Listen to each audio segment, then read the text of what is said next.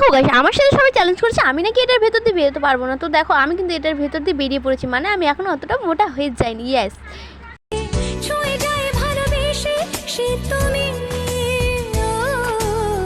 ঘুম ঘুমে চোখে স্বপ্নকে আঁকে তুমি।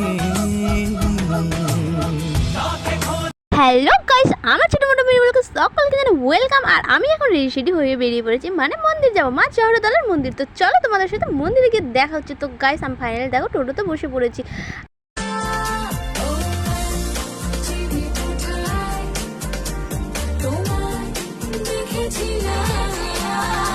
তো ফাইনালি আমরা চলে এসে মন্দিরে আর নিয়ে নিয়েছি ভোগ। এসে দেখি প্রচণ্ড ভিড়। তো যাই হোক আমরা পুজোটা দিতে পেরেছি।